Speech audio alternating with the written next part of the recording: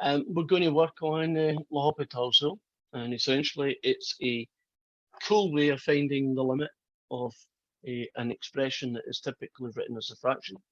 And as long as it's 0 over 0 or infinity over infinity, which we call indeterminate form, then the limit of as x tends to a of this fraction will be the same answer as the limit as x tends to a of the derivative of each, and they're done separately. And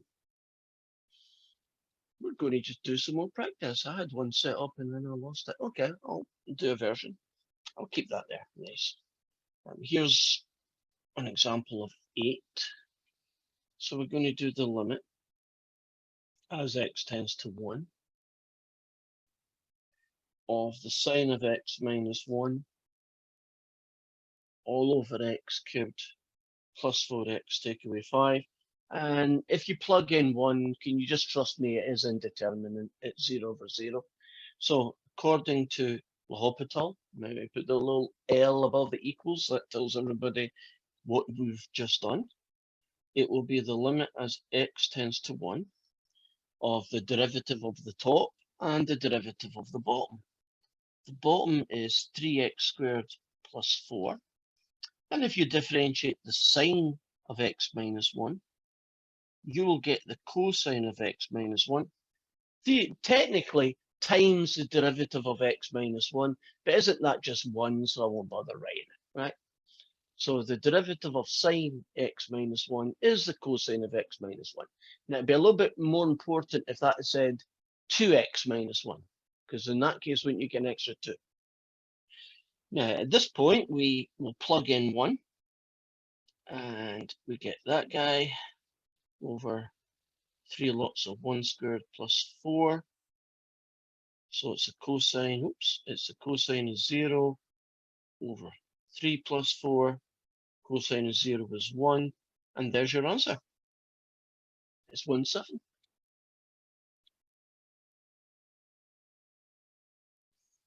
Now, before Lhospital came on the scene, that question couldn't really be done by the math that we knew, right? You can't really factor or cancel that or do conjugates or anything. I mean, the nearest we could do would be a numerical estimate, right?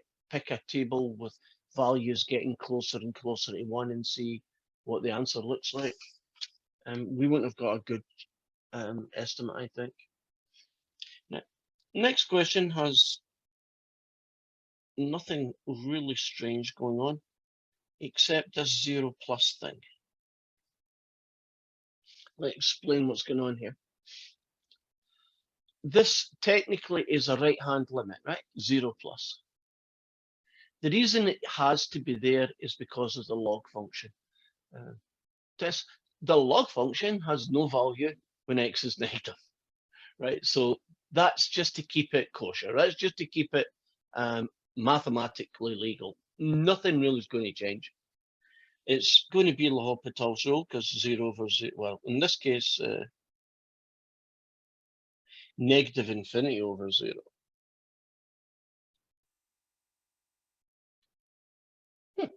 Okay, I'm just curious what that would be. I guess it's an indeterminate form. It's just not one I'm that comfortable with. We've got that guy. So far, so good. 1 over x over 1. Now, the next calculation is going to be a little bit weird, but now I know why. Isn't 1 over x over 1 really just 1 over x? Okay.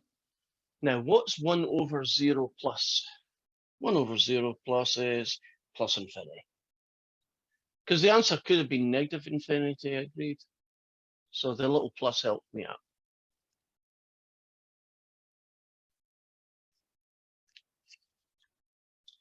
What was that one? That one was similar to, I think, question 9. Professor, when I did that one in WebAssign, it said the correct one was negative infinity. It did? Yes. Because it's just ln x. It's just natural log over x, right? Yeah. Yeah. Oh. Then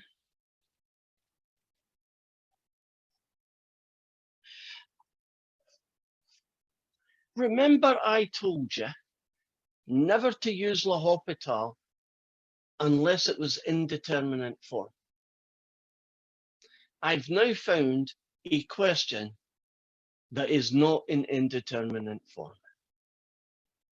Now, I know that says 0 plus. I want you to think of 0 plus as being 0, but just slightly positive. So like 0.2 trillion zeros and a 1, right? That kind of thing. Now, if you do the natural log of x, would you agree as you get to 0, that top answer is negative infinity? And 0 on the bottom. Now, 0 plus means essentially a positive version of 0. Now, wouldn't negative infinity divided by 0 get you negative infinity? So actually that answer wasn't done by Lhospital. I did that answer by just plugging in 0 plus and kind of having to tweak what that 0 plus meant. For the log, it meant negative infinity, and for the 0, it just meant I'm using a positive. And would you agree if you divide anything by 0, it's positive? Sorry, it's infinity. Give you an example. Suppose I was doing that guy. Wouldn't the answer be plus infinity? If I was doing this guy, wouldn't the answer be negative infinity? So we knew the answer was going to be infinite, but I didn't need to do Lhospital. And I said that yesterday, didn't I say something like, if you do it 10 times and you check 9 of them, the one you didn't check was the one that you should have. And I looked at that and I thought, oh, it must be just some kind of indeterminate form, and I've just moved on. I should have thought about it a lot harder. Sneaky little blighters, but it's a good lesson, which is follow your own advice. Always check everybody. So this next one, I know how to do this one. We all know how to do this one. If you were given this question,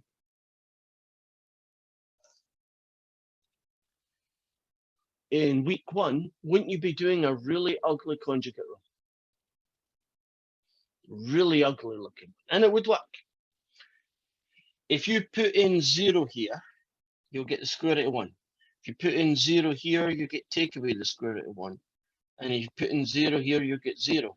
And yes, I have now checked, because I've learnt my lesson, that it really is indeterminate form, right? It's 0 over 0. Now, I'm going to change the way these two square roots are written so that I can differentiate them.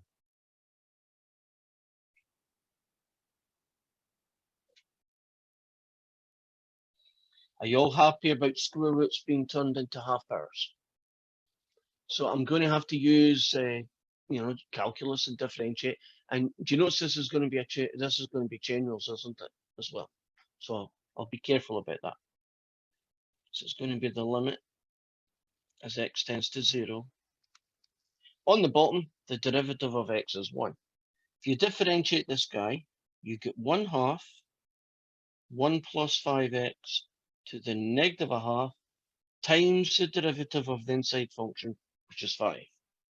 You do this one, you get 1/2 1 minus 6x to the negative 1/2 times the derivative of the inside function, which is negative 6. And I'm now just going to tidy this up. If you have a thing over 1, it basically means you don't have a fraction anymore. You have that. I'm going to rewrite this as 5/2 1 plus 5x to negative 1/2. Take away a negative as a plus. And what do you get? You get 3. And you get 1 minus 6x to negative 1/2. So a little bit of style points. A little bit more. And it's now that guy plus that guy. And the rules that we are using are the ones that we always use, isn't it? Make it look like the original and factor the heck out of it. And would you agree this looks much more like the original than any of these do? Now I can plug in 0. 1 plus a whole load of nothings.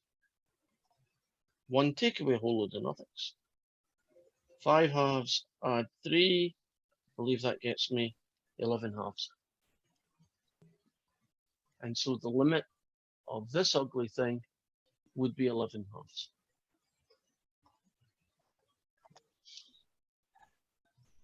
Do you see style points kind of pops up everywhere, isn't it? If you were doing the previous section where you're trying to find, you know, when's it increasing, decreasing, concave up and concave down, didn't you really have to factor the heck out of things to be able to find all the critical numbers in almost all questions? So we know that this process of making it look like the original and factoring the heck out of it, which is what essentially style points is the biggie.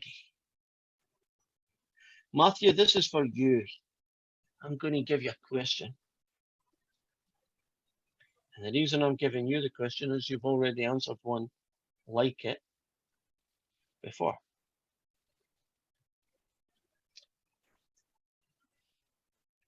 If you plug infinity here and here, you're going to end up with indeterminate form, right? So I'm going to do Lhospital. And if you differentiate the bottom, you get that guy. This fella here, if you differentiate him, you get that. U over 5, by the way, is just another way of saying a fifth u. So you're going to get times the inside function. And so we are now looking at the limit as u tends to infinity of 1/5 u to that e. Let's do it again. 1/5 e to u over 5 over 3u squared. And here's your question coming. If I plug infinity into that, I get infinity over infinity again, which is still indeterminate form. So what do we do?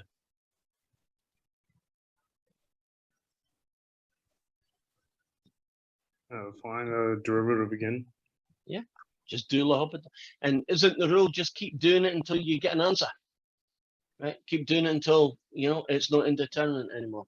I'm going to speed things up here. Hopefully it won't bug you too much.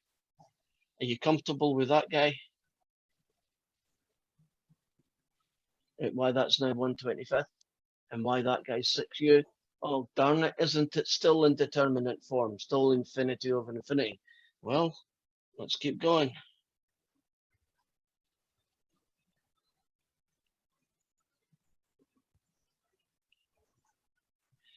That's what it's like if you do it one more time. Now I'm going to do brute force. I am going to plug in infinity.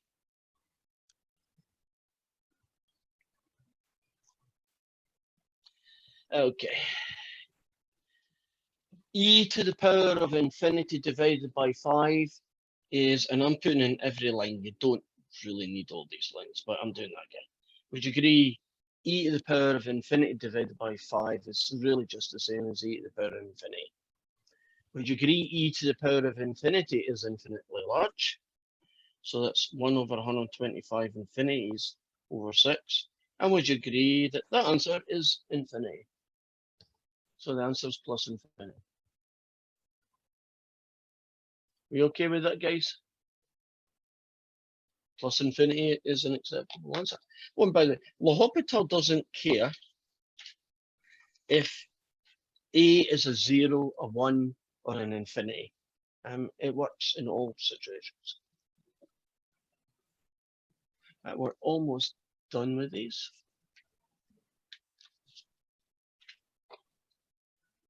This will be my last question. Question 13, which is going to be the limit as x tends to 0 of e to the x plus e to the negative x take away 2, and e to the x take away 1. That's 1, that's 1, that cancels out, that's 1, that's 0, that's 1, cancel out. It is indeterminate form. Last time I checked it. If you differentiate e to the x, you get e to the x. If you differentiate e to the negative x, you get an extra -1, which is that guy. And if you differentiate the number, it disappears. Differentiate this guy, you get e to the x. Differentiate that guy, you get 1. And I'll plug in 0, and I still have indeterminate form, right? The top number is 0, so is the bottom. So I just do Lhospital again. Differentiate that, you get e to the x. Differentiate that, you get an extra -1, so it now turns into a positive. And on the bottom, you get that. And each time, I should check if I can get an answer. Well, e to the 0 plus e to the -0 all over e to 0. Well, e to the 0 is 1. -0 is silly, because -0 is just 0. So e to the 0 is 1. All over 1. So the answer is 2.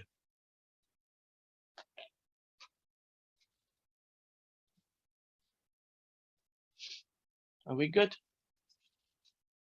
Right. So I'm now going to show you, that's the end of these. So I want to show you some situations that you have to be aware of that aren't really covered that well in WebAssign.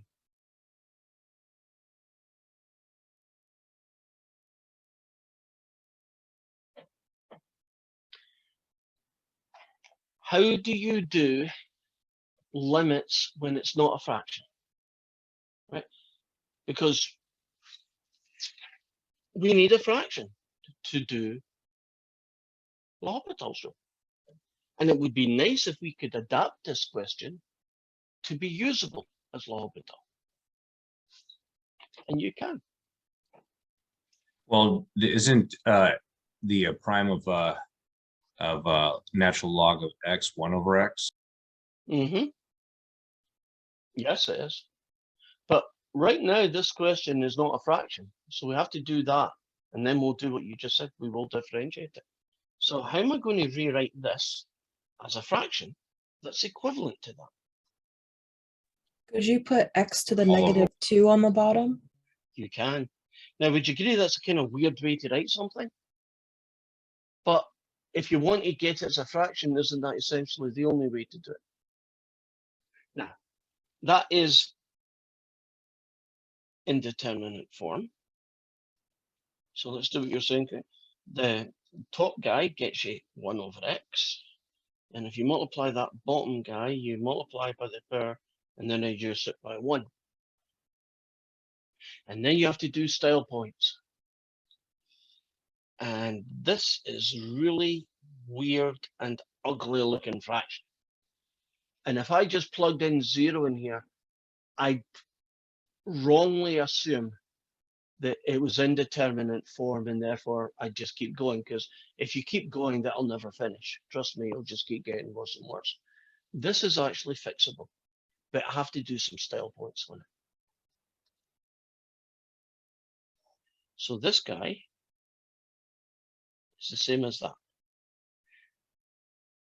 Are we happy so far that -2x minus 3 can be also written like that?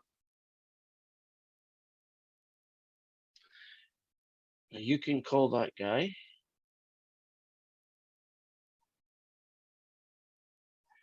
top guy divided by bottom.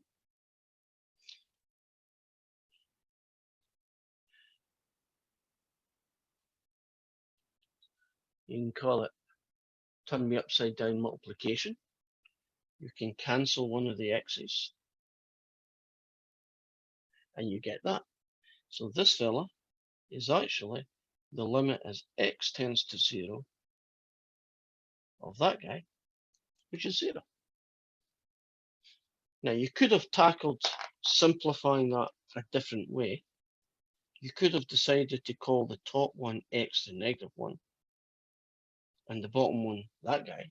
And then you could have said, oh, top power take away bottom power, and that would get me positive x squared, and then got the answer as well.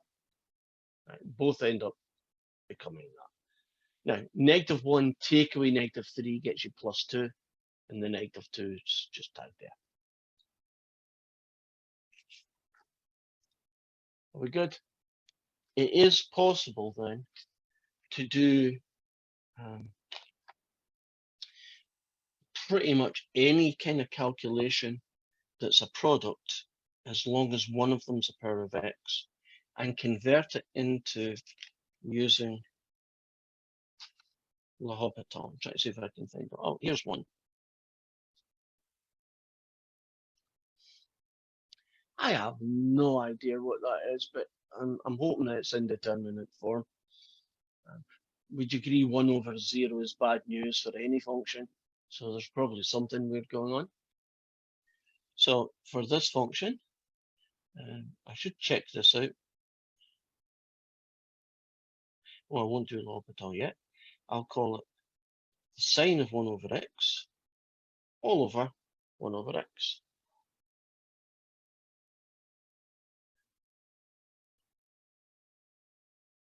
Yeah, forget that one. Doesn't work. Still don't know what the answer is. That one doesn't work. Who else could I do? Well, this one I know works, so I'm picking this one.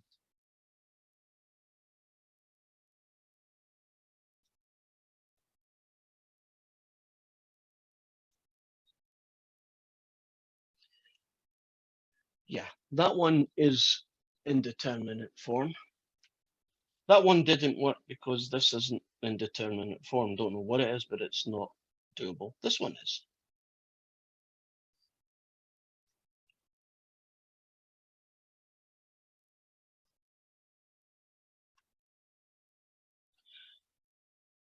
Do L'Hopital on it.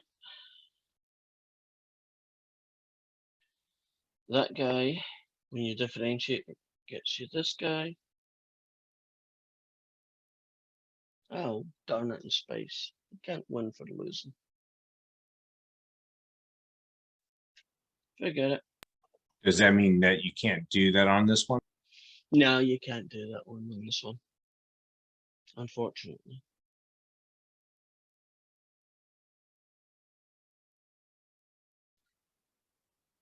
Saying it's indeterminate, which actually it is.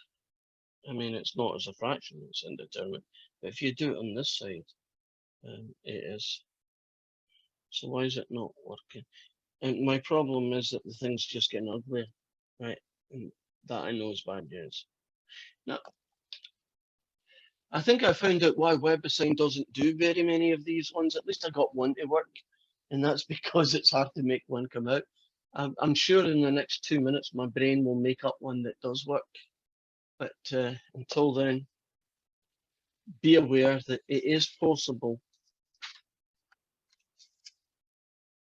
to do it, right? It is possible to turn a product using this technique. The problem I've got is that I keep picking bad versions of this guy so that they don't cancel well. Professor, Yes. the last one, x to e to the negative x. Wouldn't Yes. e to the negative x be better in the denominator? Oh, I like your thinking. Let me check what you're saying there. Yes, that's going to be really well cut. I don't care who goes in the bottom as long as I get somebody in the bottom. You agree? Right, let's do L'Hopital on it.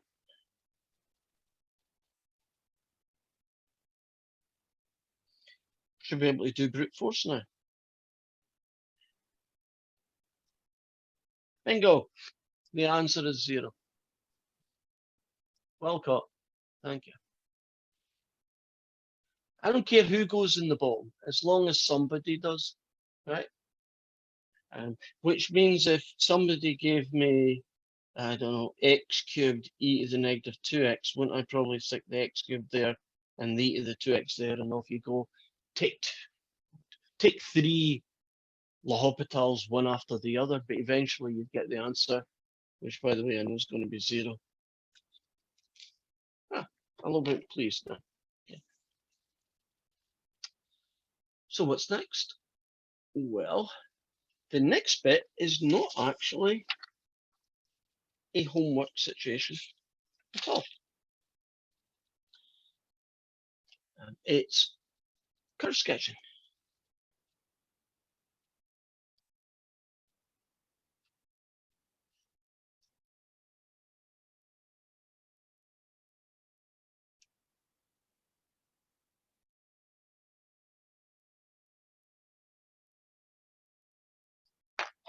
And actually 4, 7, and I think the other one after it is it even in the list? 4, 7 and 4, 8, which isn't even the list, kind of go together. And that is how to use calculus to draw good sketches of a function. And there is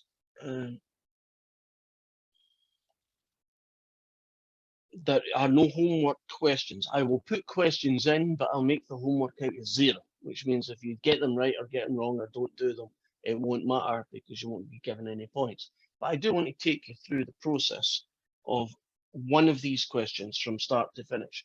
And the reason why we don't really need to today focus so much on this is, don't we have Desmos today? So if someone says, I want you to draw a good sketch, wouldn't you just go to Desmos? I mean, it would probably do a better job than we do, right?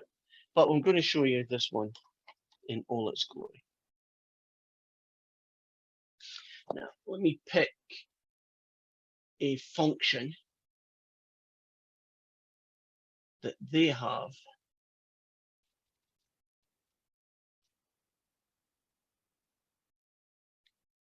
so that I get one that comes out nice. Because if I just randomly made one, wouldn't I have the same problem as before? I'd probably get really ugly answers. Right? I want to sketch that guy. I want to do the best sketch I can by hand. And then when I'm finished, we're going to go to Desmos, and Desmos is going to tell me that I did a good job, right? It's going to say, yep, what your graph looks like is exactly what our graph looks like. And we are going to combine 141 stuff, right? How you would sketch that using 141 stuff. And then we're going to put on top of it calculus. Right? And calculus is going to give us a little bit more refined details. First thing you do is you find the intercepts. So this is not calculus. There's where it crosses the x-axis, which is called the x-intercept, and where it crosses the y-axis. So it's called the y-intercept. And in this case, if you want to find the x-intercept of any function, then you have to solve when is the function equal to 0. So in this case, you need to solve that guy.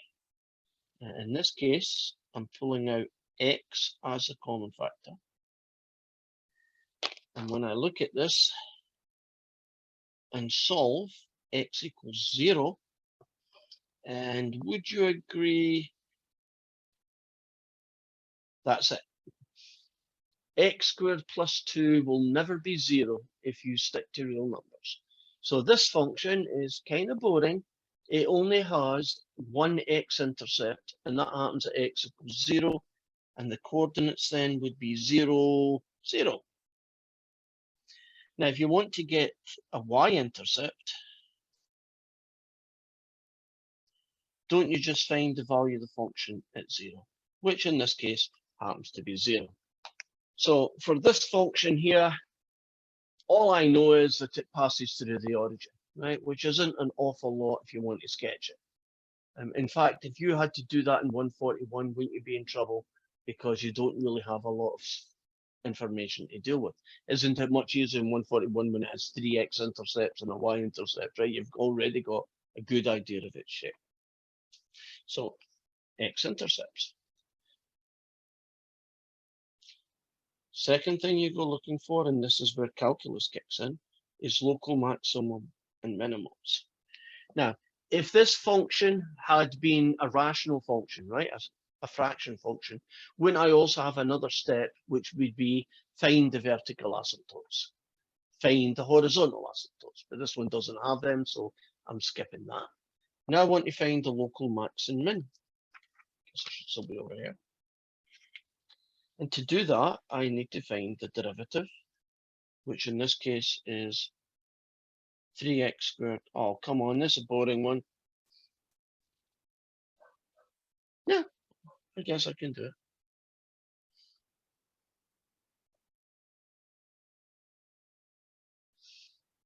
That's not right. It is a boring one.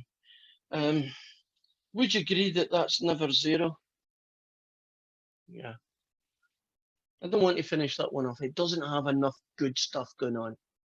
Let me pick a better one. I want one with stuff going on. Who's got stuff? Let me see. Pick a picture that's got good stuff.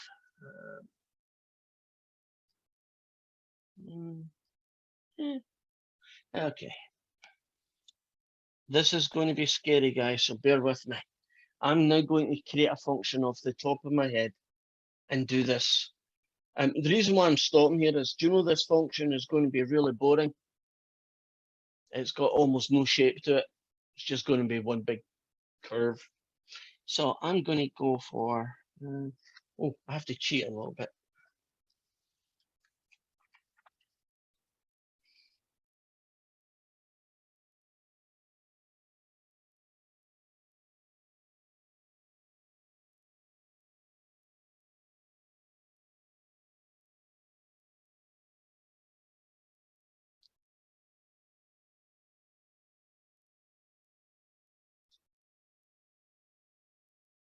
Okay. We are going to sketch x cubed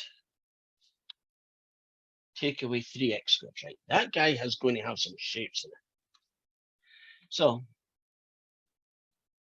let's get the x-intercept. I'm going to be solving when is the original function 0. This time I'm going to pull out x squared as a common factor. And so I have an x-intercept at 0, and I have an x-intercept at 3. Would you agree that's much more interesting? 2 x-intercepts. And over here, I am going to start putting things as I find them. So x equals 0. Oops, I should be finding their coordinates. 0, 0. Okay. So I've got that guy. And what's 3 going to look like? Well, if you plug in 3, you get 3 3's 27. Oh, that's cool. I should have known that anyway. It's an x-intercept, right? Should be in the x-axis. Y-intercept. Well, that's the value of the function at 0, which is 0, which means it's that guy again. So right now, all I know is that it crosses the x and y axis at the origin, and that it has another x-intercept at 3. Now I'm going to go and look for max and mins. And this shape should have some, because I kind of made sure that it had some. Its derivative is 3x squared take away 6x. And the critical numbers are going to be where the local max and mins live. And in this case, I only need to find when the derivative is 0, because this function is never going to be undefined, which means I need to solve that guy. Give me a good common factor for this expression. 3x. I agree. So that is telling me that there's something interesting happening at 0 and something interesting happening at 2. And so what we're going to do now is put together a lot of that stuff that we did yesterday, right? So let's see what we have. I do a number line. I know I'm interested in 0, so I'll do a little -1, 1, 2. There's 2 there. That's probably enough. Just to remind myself, this is what the derivative is doing. So at x equals 0, it's 0, and at x equals 2, it's 0. And then I do test points. And the test points are at, probably -1. Middle one, I'd probably choose 1 and 3. And I'm going to find the value of the derivative at each of these 3 test points. And just to remind you what the derivative function looks like. If you leave it in its factor form, it looks like that. Okay, if you choose -1, 3 negative ones is negative, so is that negative. 2 negatives give you a plus. So this guy's plus. I should have put it there. This guy's plus. Now, if you plug in 1, that's positive, that's negative, so the answer is negative. If you plug in 3, that's positive, so is that, so it's positive. And I can tell you that the function's increasing up to there, then it decreases, then it increases. I can also tell you there's a local max at 0, and there's a local min at that point. So there's a local maximum at x equals 0, and the coordinates of that guy happen to be 0, 0. And there's a local minimum at x equals 2, and the coordinates of that guy are 2, comma, this guy, 2, 4, 8, 2, 4, 12, -4. So I now know that at x equals 0, there's a local maximum.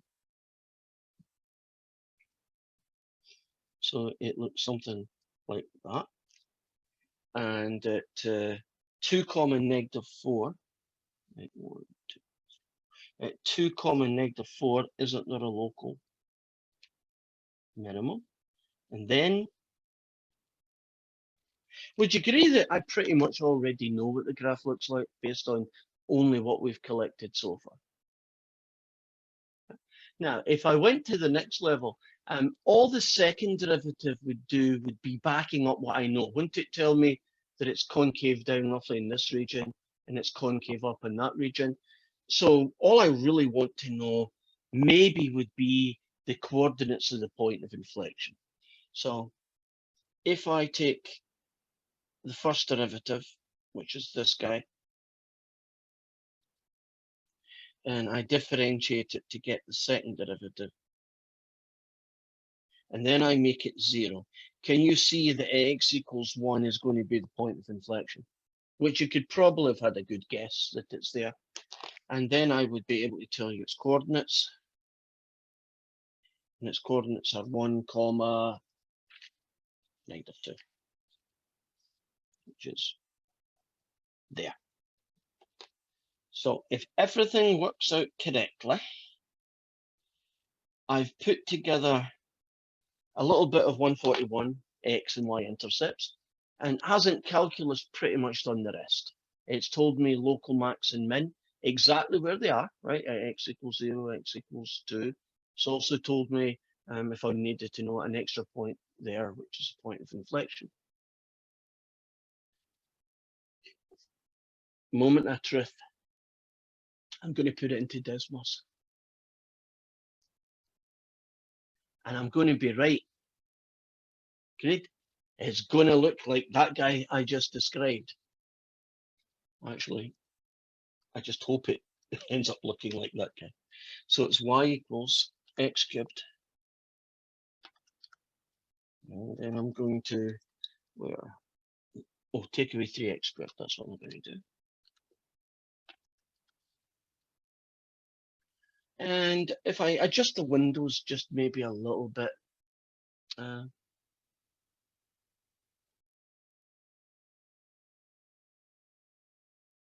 about it, guys? Does that look good to you?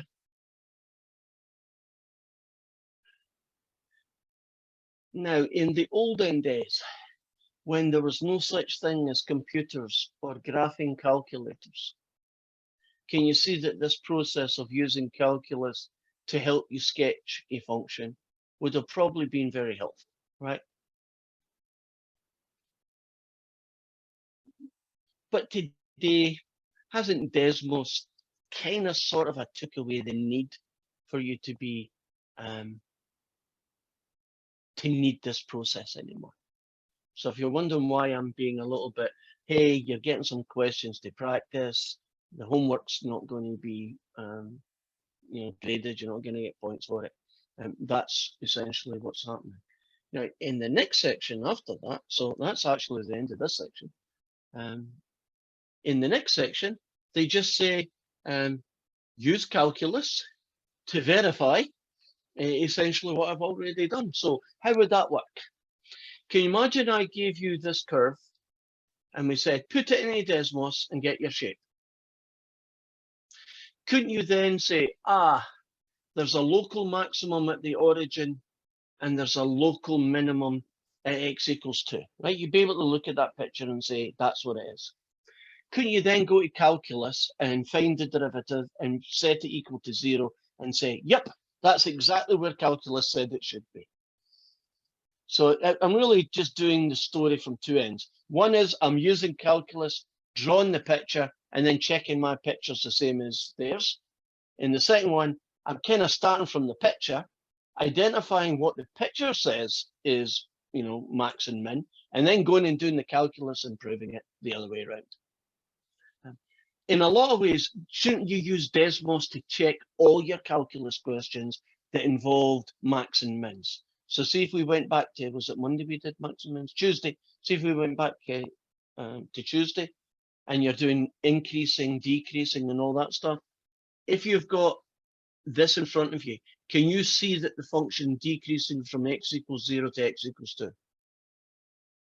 And can you see it's increasing from 2 to infinity, and it's also increasing minus infinity to 0? Now, if you were doing all that, wouldn't that help you to check that you were right? Now, again, WebAssign kind of destroys that, because doesn't WebAssign just tell you you're right or wrong, so you kind of don't need to check it? But if you were doing a test, don't you want a method to check it? So if you're doing a test question, Desmos is your guy. And I'm sure that I said it yesterday, but I'm going to say it again. No, that does not mean you just do Desmos and write the answers down and do no calculus. Because in a test, the calculus is what I'm after. Desmos is just your check that you did it right. It's not a replacement for the calculus. It's just a check. That's all it should be used for. If I just see answers, I'm going to assume that you did that, in which case you won't get any points. So that's bad news. Well, we have just gone through 3 sections today, and we're about to start the 4th one. So there are only 2 sections to go.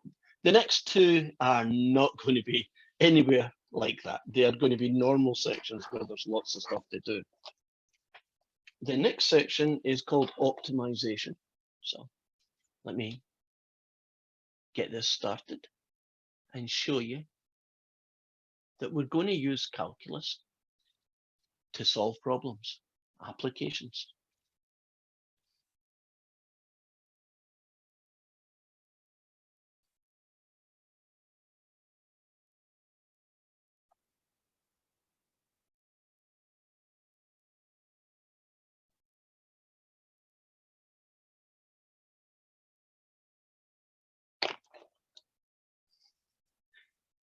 And there are a whole load of different puzzles, applications, whatever you want to call them, that calculus can be used to solve. So I'm going to start off with a very simple puzzle.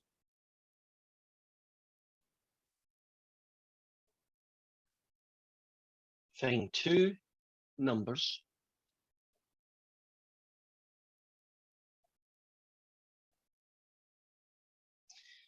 whose difference is 48 and whose product is a minimum.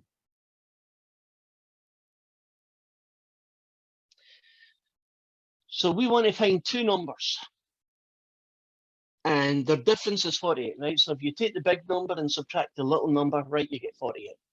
Right? So you could have what, 50 and 2, right? 152, right? Take them away, you get 48. And we're trying to do it so that you get a product that is the smallest possible product. And you might think, well, how on earth do you even start a question like that? And where does calculus come in? Well, the first thing I'm going to do is I'm going to create two variables. And I like X and Y, so that's why I picked X and Y. And this one is going to be my first number. And by that, I mean the big one. And this, the Y, is going to be my second number. And then by that, I mean it's the smaller one. Okay. Now, we know that X take away Y is equal to 48. And we know that because of this bit here, right?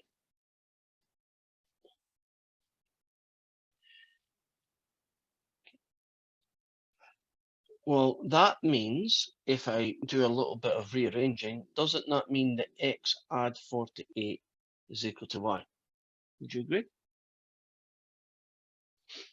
Now, what is it I'm trying to optimize, right? Optimize means I'm trying to find the biggest it could be, or I'm trying to find the smallest it should be.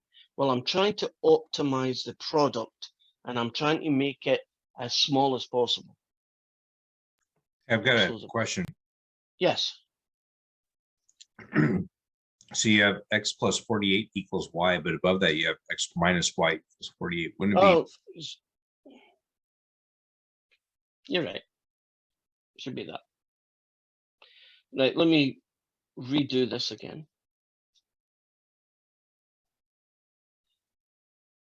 Right.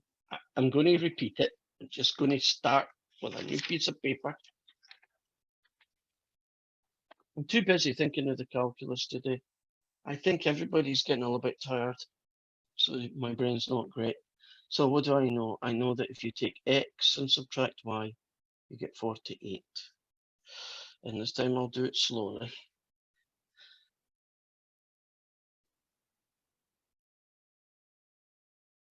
There. Is that what I should have got, right, Chris?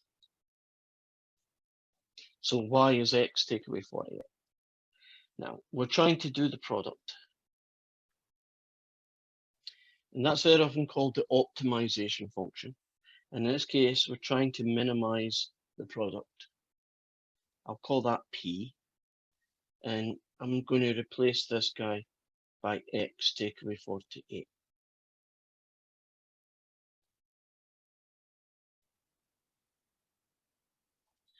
So calculus is going to come in a second, but let me pause on what we've done here.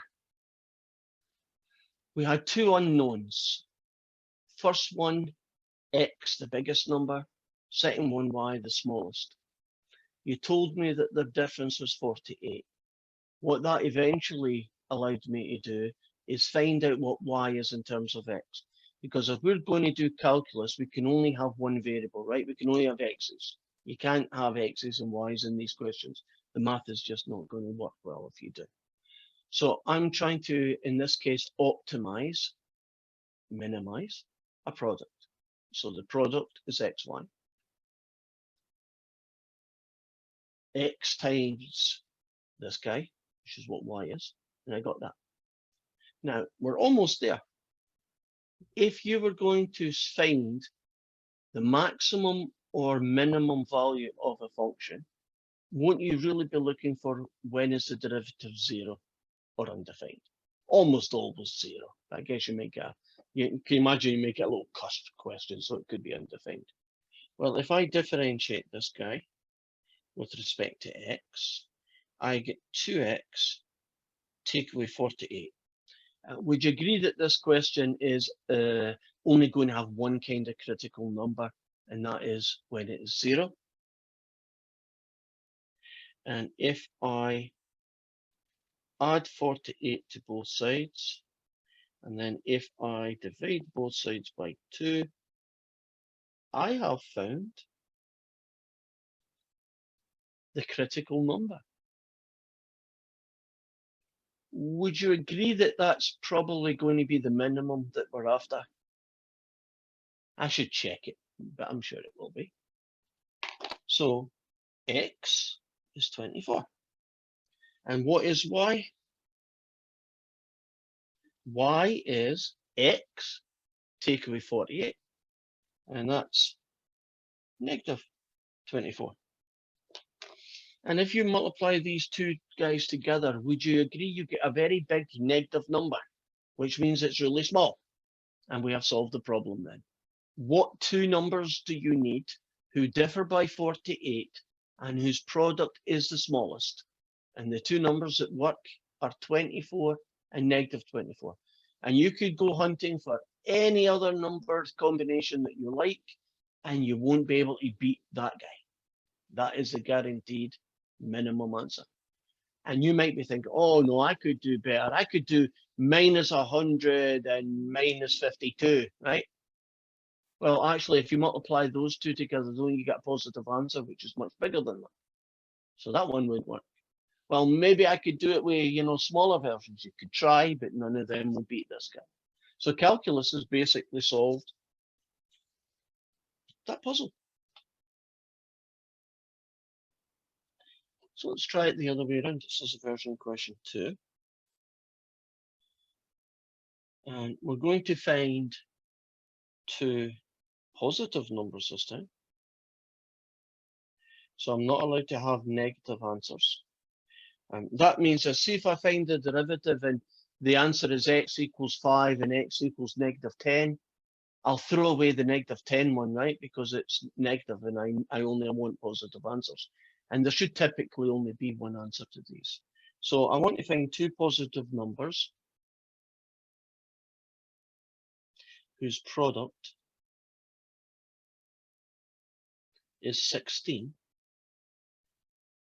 and whose sum is a minimum.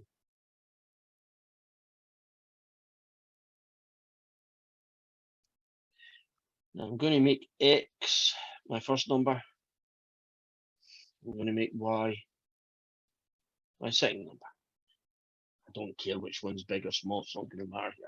But I do want to make sure that they're positive when I'm finished. Now, if you tell me that their product is 16, aren't you essentially telling me that that's true? Now, why is that information helpful? They're going to have to tell you somewhere in the story a way of writing down y in terms of x. You see, in this case, y is going to be 16 over x.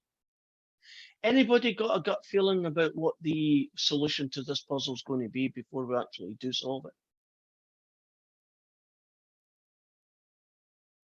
Two numbers that multiply together give you 16, but when you add them, you get the smallest possible. Yeah, I see somebody saying 4 fingers. 4. I bet you 4 and 4. Let's see if we're right. Now, what are we trying to optimize? We're trying to optimize the sum. So the sum would be x add y. Call it S for short. X add 16 over x. Now I want to differentiate that. So because of that, I'm going to rewrite it like that. Okay. Now I want to differentiate and find the critical numbers. That's going to be 1. Multiply by the power, reduce it by 1, and then make it look pretty with style points.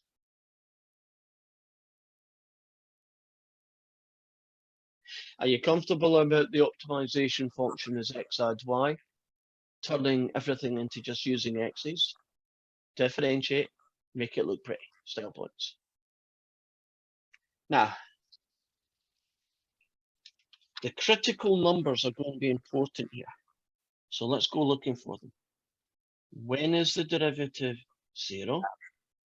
And when is the derivative undefined?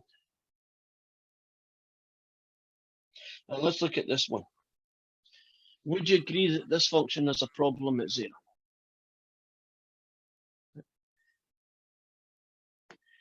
If you make x equals 0, are you going to have a problem in having the second number? Because won't it be 0? Oops, I'm getting some feedback, so let me fix that. There we go. Don't know if you can get it, but I can. Right. How can you have one number 0 if the product's going to be 16? Do you see you got a problem, right? It ain't useful.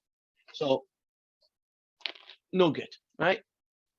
You can't have 0 times somebody gets you 16. Would you agree that's not happening? So let's focus on the derivative being 0, which is that guy.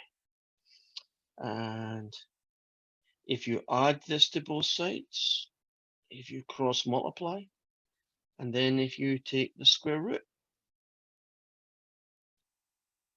technically speaking, if you take the square root, couldn't there be +4 and couldn't there be -4? Right, so there are two answers. Agreed? Just like I killed that one, why am I killing this one? What's wrong with x being the number -4? Why can't I use it? They only want positive answers. Right? And don't we, in general, don't we just want one answer, right? The best. So here is your answer. And if you pick x equals 4, won't y be 16 over x, which is also 4? And wasn't that the prediction that we made a few moments ago? So if you want to find two numbers whose product is 16 and whose sum is as small as possible, 4 and 4 will do the job. If you think about it, isn't that sounds reasonable, right? In the big scheme of things. But what this does is that it proves that it's true. Because sometimes you think in math something's reasonable, and then you find out, oh, I thought that's what should happen, and I didn't expect, something else.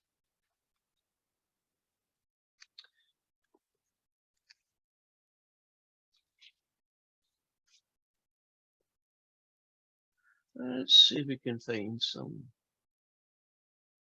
Yeah. Okay, let's do this one.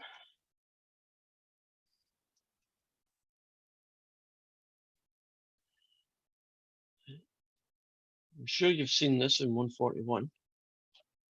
Farmer has a rectangular field.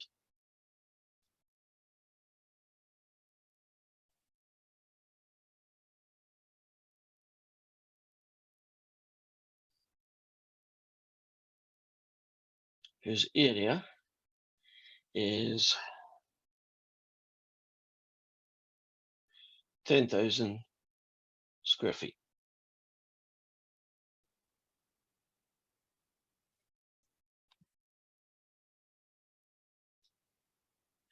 Find the dimensions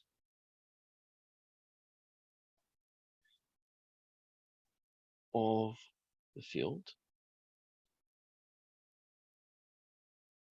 that uses the minimum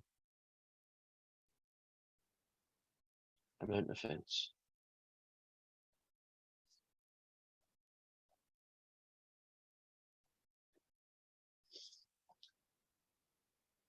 So I like drawing pictures. There's that rectangle. That's his field. And I'm going to make x be the length. So that's x. And I'm going to be y can be the width.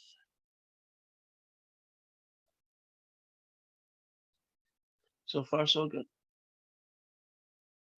And I want to find the minimum amount of fencing. So we'll come to that in a minute. First, that guy there is going to allow me to figure out what y is in terms of x. Because if you tell me that the area is 10,000 square feet, aren't you also telling me that x times y is 10,000? And so you are now telling me that y is 10,000 over x. You agree? Now, what am I trying to optimize here? Well, you know, I'm trying to do this.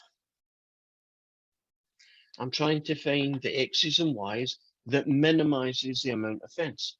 So if I call it A, the amount of fence, would you agree if you wanted to build this fence or this rectangle, wouldn't you need 2 X's plus 2 Y's? So that's the guy that I'm trying to minimize.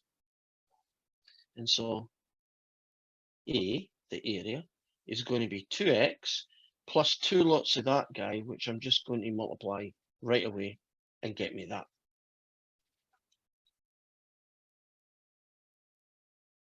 Gut feeling, what kind of shape do you think this rectangular field's going to be when we're finished? Square. Should be a square, shouldn't it? So shouldn't it be 100 by 100? Yeah. And it will be. But we're going to prove it with calculus, right? We're going to say it definitely is 100. There's not, well, it might be 99.9, you know, that's slightly better. No. So if you want to differentiate something that looks like that, you're probably a good idea to rewrite it as x to the negative 1. So when you differentiate it,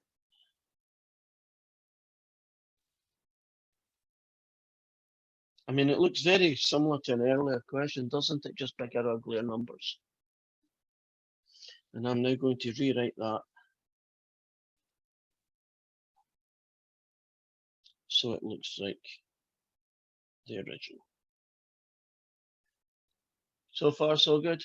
Okay, let's go hunting for critical numbers. Aren't the critical numbers going to be the places that we need to look, right? Technically, couldn't 0 be a critical number because it's undefined? In the context of this question, if you make the length 0, haven't you kind of made the question stupid?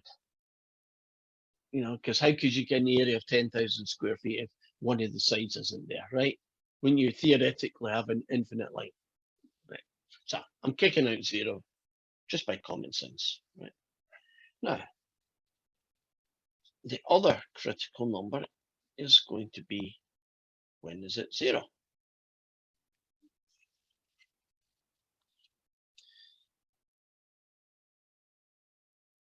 If you add that guy there to both sides, and then you do a little cross multiply, and then a divide by 2,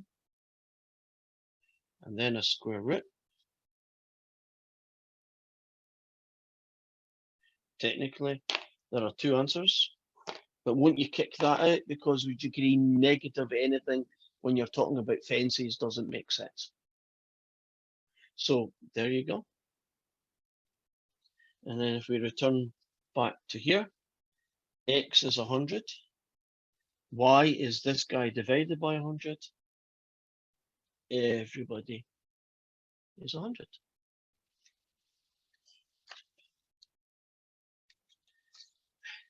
Does it make sense that the most efficient rectangular shape, if you use all 4 sides, is going to be a square?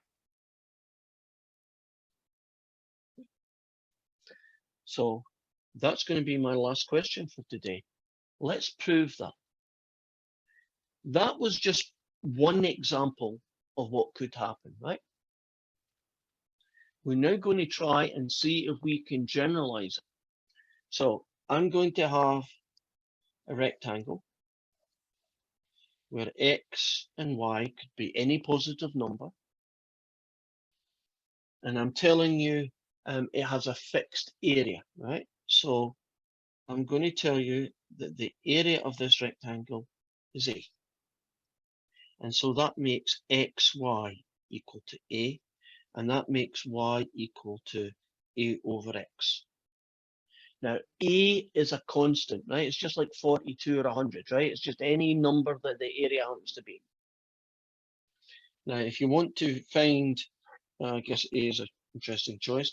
If you want to find the perimeter of the shape, how about that is a better name, it's still going to be 2x plus 2y, agreed? And the perimeter is going to be 2x plus that guy.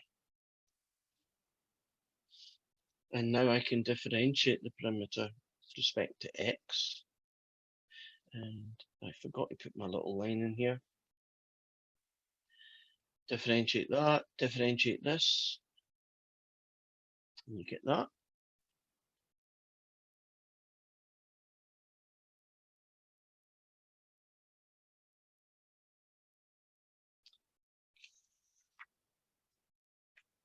My A's start looking like 9s when I'm not careful. Right, we're up to this point. Haven't we found the derivative?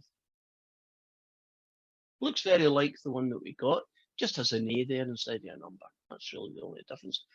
Same argument as before. Would you agree x equals 0 isn't sensible, right? It doesn't generate anything useful.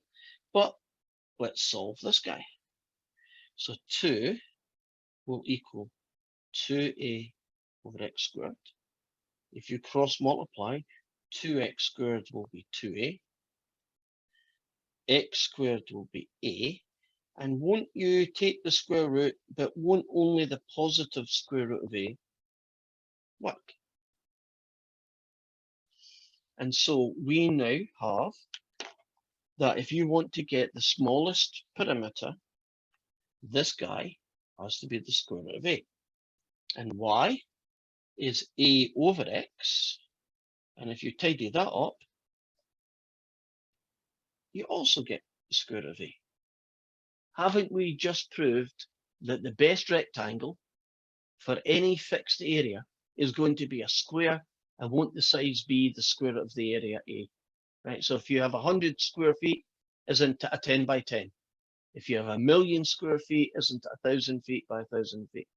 We have just proved that the best four-sided shape, right, the one that gives you the best area or the smallest perimeter, is actually a square.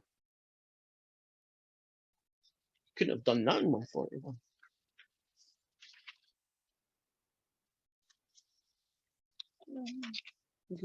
No, that's my last question. Right. While you're putting your name down, I want to talk just a little bit about what's happening. Keep us up and running. Seconds to get my act together. There we go. So, the homework that you will find in WebAssign contains stuff that has to be done by this Sunday, and that's up to Lhospital. It'll contain, I think, one section that should be 0 points. If it's not, I'll make sure it's 0, which is, the sketching, right? Use calculus to do sketching, right? We did one example of that with the cubic, but that is not going to be in the test, or in general, don't worry too much about it. Just as good practice. Next week, Thursday, is our final. We've already started the second last one, which is optimization. We're about a third of the way through. We'll have finished that by Monday. We'll have finished, my goal anyway, is to finish the last section, which is antiderivatives, by Tuesday. Wednesday is going to be a drop-in section where you're going to drop in and ask questions. I've been looking up and I need help on something. Could we go over implicit differentiation, that kind of thing? But it's not obligatory, it's not mandatory.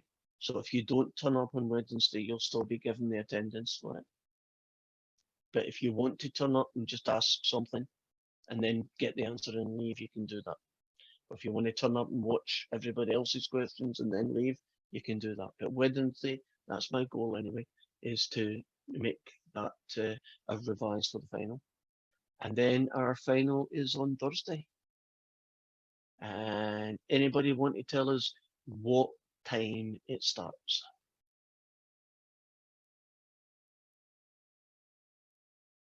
It's at When does it start, Keith? I didn't catch your number. If you said it, I didn't catch it. I think it was at 10. I think it finishes, but not starts. So when does it start? Does it start at 7 a.m.? Yeah, it does. So will you remember, because it's easy to forget, oh God, I've got one less hour sleep on Thursday. So get your alarm 1 hour back, right? I'll try and remind you as many times as I can. So it's going to be 7 till 10. If some of you have issues with, I don't know what, it doesn't work with your schedule, you tell me, and we'll figure out a way around that problem.